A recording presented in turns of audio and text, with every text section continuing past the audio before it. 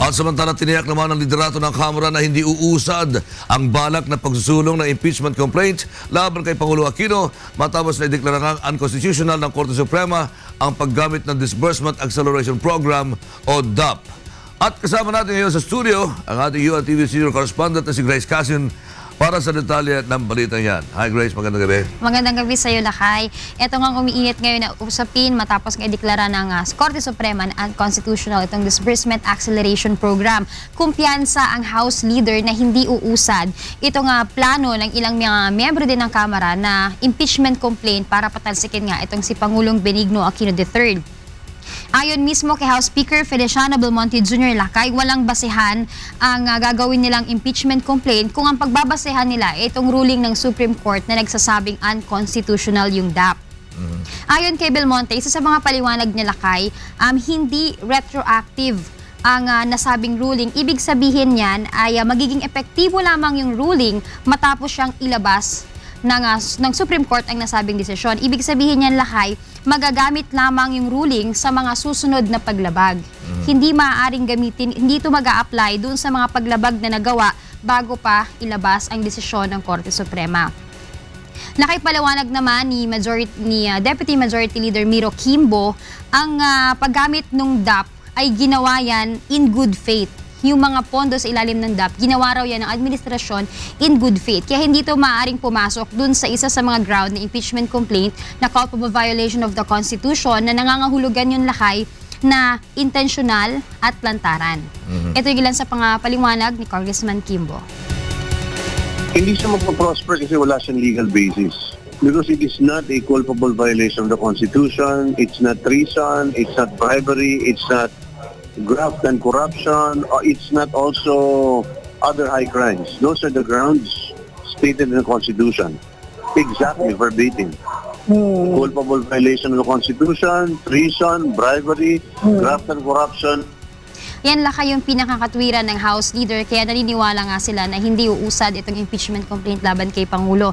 Kahapon, Lakay, una na rin natin nakausap isa sa mga LP member, itong si Eastern Samar Representative Ben Evardone. Sinasabi niya nga na premature itong planong impeachment laban sa Pangulo dahil yung pondo sa ilalim ng DAP ay ginamit din naman para mapalakas yung ekonomiya ng bansa. Nagamit ito sa bansa at hindi naman ito ginamit na pangsarili ni Pangulong Aquino.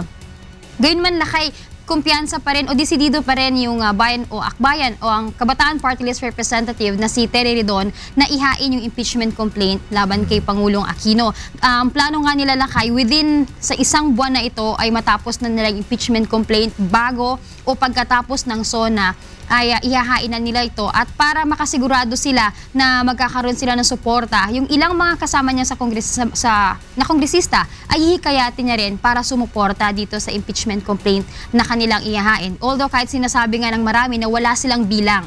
Pero ito yung mga naging pahayag ni Kabataan Party List Representative Terry Ridon. Ikakasahod natin ito sa pinakamagang panahon at the latest sa State of the Nation Address ni President Aquino.